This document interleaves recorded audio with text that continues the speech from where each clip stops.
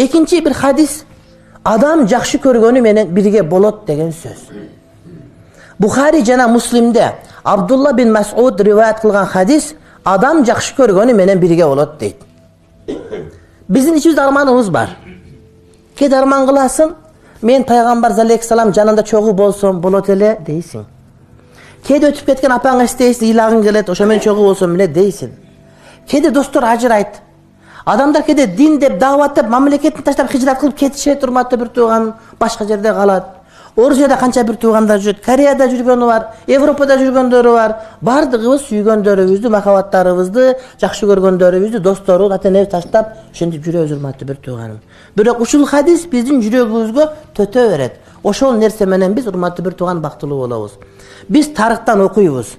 Биз кеде адамдардын кордугун, зордугун көрүп, пайгамбардын доорунда болгондо, Абубакырдын жанында, Омардын жанында жүргөндө бизге кандай бактылуу болот эле деп ошолорго суктанабыз. Анан ичибизде өмүр арман калып кетиши мүмкүн да. Бирок бул арман калбайт экен, урматтуу бир тууганым. Анткени пайгамбар алейхиссалам айтты, адам жакшы көргөнү менен бирге болот деди. Бул убактылуу экен. Лифтке чыгасың го. Биринчи минут чыгып, экөөң чогуу келдиң, 3 адам турасың, бирөө кирди, батпай калып чыгып кет, экинчи чыгат. Ошо лифттегидей эле экен, урматтуу бир тууганым. Лифттегидей эле бөлүнөсүң, кайра чогулуп сүйлөшүп кете бергендей эле биздин пайгамбарыбыз менен болгон азыр бөлөк жашап атканыбыз, ошо лифттегидей бир азырлык убакыт, иншалла пайгамбар жана иншалла биз барабыз. Бул хадис жашоодон аксап, жарым жолдо калган, пир туткан жол башчысын толук ээрчи албай, үмүтү бөгөлгөн. Ошондой эле, урматтуу бир тууган, Манас атабыз менен да бирге болгубуз келет да. А киши мусулман болгон, билесиңер ушуну. Ал намаз окуган. Анын жанындагы Чубак деген бар го, ал деген илим окуган алым болгон. Меккеден окуп келген. Бугары сагар эмес, Меккеден окуп келген адам. Саякбайн вариантында бар да булчу. Аны азыр Манас атабыз ар кандай деп айтып атышат. Ошондо сурайбыз барганда, сизди биз мусулман деп билебиз, атыңыз Куранда бар деп билебиз, сакабаңыз ошо окуп келген алым деп билебиз. Өзү сизде болуш керек, ким падыша болушунда алымдар жана коюш керек.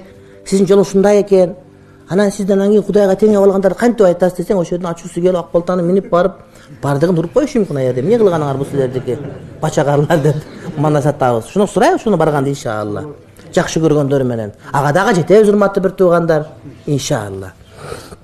Бул хадис жашоодон аксап, жарым жолдо калган, пир туткан жол башчысын толук ээрчи албай, үмүтү бөгөлгөн. Канча умтулса да, жасар ишин жарытып бүтө албай бушайман болгон, жүрөгү дарттуу, айласы куруган армандуу адамдардын үмүтүн улаган бир кесе мүрөк суу сымал. Жакшы иштерде да, жаман иштерде да адамдын өз сүйгөнү менен ар дайым бирге боло тургандыгын көрсөтөт. Бирөө Гитлер менен болгон келет эле, Чыңгыз хан менен болгон келет эле, аларга дагы эмес бар дейт. Алар ошолор менен бирге болот дейт. Ким жакшы көргөнү менен, урматтуу бир тууганым, бирге боло берер экен да. Адам баласы бул дүйнөдө да, акыретте да сүйгөндөрү менен бирге болот. Ошондуктан пайгамбарлар менен, чынчыл бактылуулар менен, шейиттер менен бирге болууну каалаган адам эң оболу аларды жакшы көрүү шарты менен гана кыямат күнү алар менен бирге болот. Алла Пугачеваны жакшы көргөндөр кыямат Алла Пугачев менен бирге болот. Майкл Джексон жакшы көргөн Майкл Джексон менен бирге болот.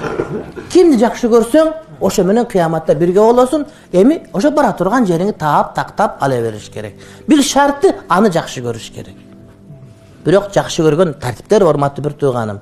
Жанагы бар го, сүйүү деген сүйүү эмес, бетиңден сүйүү деген сүзүп өтүү деңизден деп. Адам сүйгөнч деңизден сүзүп өтөт ошака. Гүлдөр тапарып башка калат неге? Чогуу болоюн, бирге болоюн деп бирөөлөргө мына өзүнүн сүйүүсүн багыттайт да. А сен пайгамбарды сүйсөң эмне берип атасың сен? Аллах сүйсөң эмне берип атасың сен? Аллах динин карманыш керек, пайгамбардын жолун ээрчиш керек. Мына ушул ага болгон сүйүү. Анан жөн эле сүйөм деп жазып жүрөк чоң кылып алсаң, ал өтпөйт, урматтуу бир тууганым. Ал жөн эле сүрөт.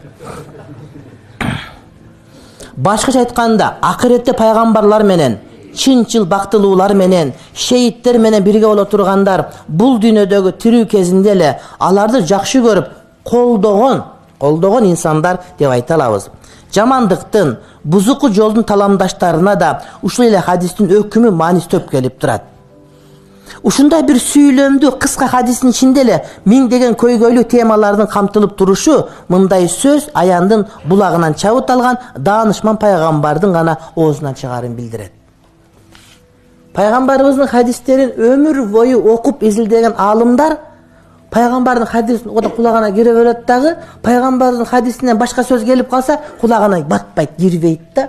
Анткени пайгамбардын хадисинин жыты, даамы, жумшактыгы аларга сиңип калган, урматтуу бир тууган. Кыйын биздин Жалил деген досубуз бар, кыйын касапчы. Этти союп бышыргандан берсең, суу самырдын эти, бун эти, тигин эт деп дароо айтып берет да. Дароо айтып, этти айтып берет. Анткени иши ошо. Намаз кылган, алхамдулилла, калчан даватчы, бүт бардыгы, бирок кесип ошол болгон үчүн эт дароо айтып берет да. Бул мынча да быча тигинче бүт барды айтып берет, урматтуу бир тууганым. Элек элеген бар го. Элек элегенде жанагы тешиктен чоңдор өтпөй калат го. Ошол саат кулак элек болуп калат бул хадистерди. Анткени пайгамбардын хадисинин өзүнүн даамы бар, өзүнүн түсү бар, өзүнүн жыты бар да. Аны ошолор гана билишет, урматтуу бир тууганым. Анан галдыр-гүлдүр жүргөндө биле албайт. Буну билген адамдар саналуу эле Имам Бухари, Муслим, Тирмизи сыяктуу саналуу гана адамдар билет булар деген. Биздин мусталах хадис илиминин дөшаалары. Нуайман деген bir сахаби болгон, арак ичип алган өз убагында.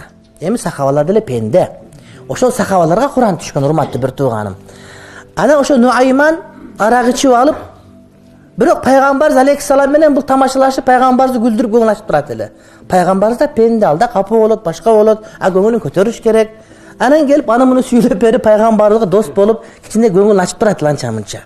Анан бир күнү хулиганчылык кылып арак ичип алат бул. Ana Peygamberimiz Aleyhisselam şeriatta cezasını kollanıp buğa bala kurdurat. Arak içkenge bala kuruluş gerek. Oşo balak çok bol azı bar arak içip aldı hazırça. Balak çok. Şunda balak girgizip koysa hazır bardı arak içpeye kılatılır. Kaçıkan boydu tızıldap. Negidi şeriattagı jana aytılgan hat erecilerden bardığı oşonu jogotuga olgon jol urmatты bir tuğanım. Arak içip übüller jetim kalıp atat. Übüller buzulup atat. Balдар jetil bizdi genofond buzulup atat. Мәжүрө bir болбогон bir жанагыдай bir мындай bir адамдар пайда болуп атабыз. Бардык ошол эмне арак ичилген кесепетинен. Ушундай эмес урматтуу бир тууганым. Ошондо балак коюп койгондо Кудайдан коркпогондор балактан коркот эле да. Эгерде Кудайым арам дегенде тым койгон болсо анда Кудайдан коркпогондор бар экен да. Ошон үчүн кээ бир адамдар Кудайдан коркпогондорго ошо Кудайдын кулдарынан коркотуп жазган Кудай таалам коюп койгон да. Сага 40 бала урлат көчүгүңө дей турган болсо, bir жол көчүк жегенден кийин эч качан арак ичпей турган болуп калат. Өзүнө да арак чыгарган эмне болуп кете берет, банкрот болуп кете берет эле мисалы үчүн. Эми ошондо күнөө иш кылгандан сахабалардын бири айтты, Алланын каргышы болсун буга деп кыйкырып жиберди. Пайгамбар алейхиссалам досу эле жанагы адам. Бирок арак ичип алган үчүн ага менен жаза кылды Пайгамбар алейхиссалам. Аны ошону арак ичип алганга жаза болуп атканын көрүп бир сахаба өзүнчө жазба көтөрүлүп кетип эмне болду айтты, Алланын каргышы болсун буга деди. Дегенде Пайгамбар алейхиссалам айтты, боордошуңарга каршы шайтанга жардамчы болбогула деди. Шайтан буга алек кылып күнөөгө түшүрдү. Бирок силердин боордошуңар, бул силердин бир тууганыңар. Күнөө кылса эмне көчөдө калып калган болуш керекпи? Арак ичип калган болсо бирөө астагфирулла деп ичке кууп чыгып адам катаран чыгарып койгондор бар да. Кудай акы, валлахи деген сөз. Бул адам Алланы жана анын элчисин сүйөт деп эскерткен да. Bunun жүрөгүндө Аллага болгон махаббат бар эле. Мунун жүрөгүндө пайгамбарга болгон махаббат бар болчу да. Бул күнөө иш кыл, сен күнөө иш кылбайсыңбы? Сен арак ичпейсиң, сен ал эмес ачыган айран ичпейсиң туура. Бирок күнөөгө гыйбат кыласың го сен. Күнөөгө гыйбат кыласың, гыйбат деген билесиңби? Өлүп калган бир тууган этиң кам чийки жегенге барабар күнөө болот да. Арак күнөө бул күнөө. Бул албетте чоңураак күнөө урматтуу бир тууган. Ушундай да. Bir arak içkenle bir kişi Kıtayların restoranına alıp tamak jebey koyup bulardık aram dep. Sen arak içesin go, bu niye dese aytat eken? Jok, bulardık apasny aram. Antken alar adam eti jep koyot eken, bular жаңгыз дешекти этин жеп уча тартышат экен өздөрүнчө. Кытайский ресторандарда чоң жебейт экен, анысы арындай ушинтип айтты. Кара, Кудай акы, бул адам Алланы жана анын элчисин сүйөт деп эскертип турматы бир тууганым. Демек, адамдын жүрөгүндөгү бар нерсени эстен чыгарбашыбыз керек. Бир күнөө кылып калган болсо өчүттөн чийип койбош керек деген сөз да. Анткени бул Аллах жакшы көрөт, пайгамбар жакшы көрөт. Булар менен бул бирге болот иншалла. Кудайым күнөөсүн кечирет деген сөз болот. Алланы жана анын элчисин сүйүү алар менен бирге болуу деген сөз. Эми азыр жүрөгүң кара сен. Кудайды жакшы көрөсүңбү? Пайгамбар жакшы көрөсүңбү? Же жакшы көрбөйсүңбү? Жакшы көрсөң, алар менен бирге болуу деген сөз. Ошондуктан тигиге окшогон кишинин күнөөсү канчалык оор болсо да, башкалардан жаман сөз, оор жемөлө укканы туура эмес. Анткени ал Алла Тааланы жана пайгамбарын жакшы көрөт. Бул сүйүү аркылуу өз мойнундагы парз ибадаттар аткарып, чоң күнөөлөрдөн сактанган адам пайгамбар менен бирге болуу даражасын табат. Анткени адам сүйгөнү менен бирге болот дейт. кээде өмүр бою кычалат болосуң. Ушундай жашоо ызычуу, бияктан булар, тияктан тигилер. Ушундай тоюп кетейин дейсиң.